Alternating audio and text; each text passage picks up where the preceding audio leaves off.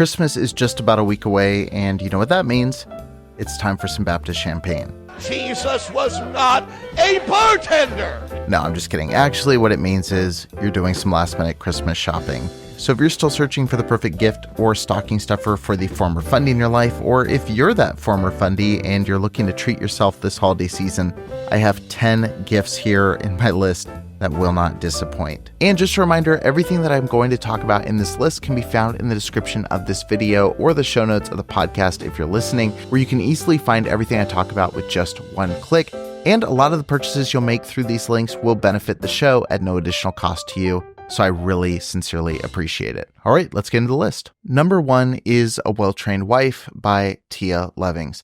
This gripping memoir chronicles Tia Levings' harrowing experience within the Christian patriarchy movement and her inspiring escape. I had the privilege of interviewing Tia on the show not too long ago. If you haven't heard that episode, be sure to check it out, but definitely grab a copy of her book. For anybody who's experienced living within environments like this, there's so much to resonate with Tia's story, and it is well worth the read. It is heartbreaking, it's powerful, and it belongs on everybody's bookshelf.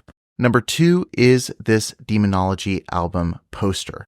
If you haven't listened to Demonology yet, you're missing out. It's one of my favorite albums of 2024, and Candy Carpenter's raw, hauntingly beautiful album explores religious trauma and healing, featuring tracks like Everybody Goes to Hell and Cult. If you're a fan of the album like me, check out this gorgeous poster available on their website. Number 3, a personalized cameo from Sarah Edmondson and Anthony Ames. Want a personalized shout out from the hosts of the A Little Bit Culty podcast? Sarah and Nippy, who are good friends and stars of The Vow on HBO, never pull punches when busting culty groups, and I'm proud to call them friends. And if you order a cameo from them, they always deliver in really entertaining ways. They're a lot of fun. Number 4 is Magic Mind. Magic Mind is one of the sponsors that I find myself begging to continue partnering with. I absolutely love their product, and I am always thrilled when they're kind enough to send me some of their product to sample. Basically what it is a performance shot, so it helps you with mental clarity. I was trying to describe it to somebody the other day, and I said the best way I can explain it is it literally feels like, you know, when your mind feels cloudy, it literally feels like those clouds are just rolling away after you drink this stuff. It's really phenomenal. I don't get on the hype train for a lot of products like this, but Magic Mind is something I really feel the effects of. Magic Mind's 12 active ingredients are scientifically designed to improve energy, focus, and mood while decreasing stress. Everything I need to stay productive without the jitters. It's the perfect stocking stuffer for the busy or tired person in your life. Number 5 is the book Complicit by Reah Bravo. I actually interviewed Reah a couple of days ago, and her interview will be dropping the week after Christmas. Reah Bravo's book Complicit is a bold and haunting expose of systemic abuse and power within one of the world's largest media organizations.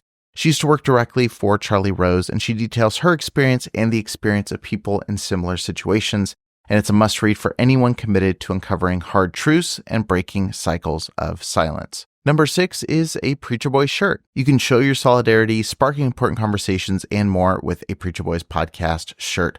But hurry, I'm taking down all these designs in 2025 to pave the way for something better and newer. Number 7 is Practices for Embodied Living by Hillary McBride. I sing the praises of Hillary McBride's work all the time. I think growing up in fundamentalism, where you're taught to treat your body as other, you're taught to be detached from your sense of self, her books on embodiment are so incredibly powerful, and I highly recommend them. Her work is essential for anyone healing from trauma and looking to reconnect with their body, and it offers practical tools for grounding, mindfulness, and self-compassion.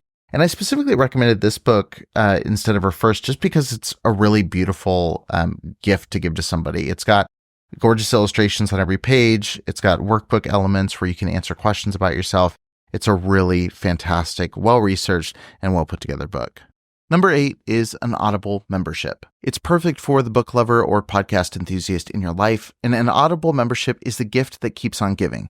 You can gift a subscription starting as low as $15 for 1 month, or go big with a year-long subscription for endless audiobooks and exclusive content. Number 9, Dinner for Vampires. It's a New York Times bestseller for a reason. This inspiring memoir by One Tree Hill star Bethany Joy Lenz recounts her decade-long experience in a cult and her courageous quest to break free. In the early 2000s, Joy was cast as one of the leads on the hit show One Tree Hill. Millions of fans watched her star rise, but behind the scenes, Joy was hiding a double life. one that unraveled her personal world. This is the perfect gift for memoir lovers and fans of cult survivor stories.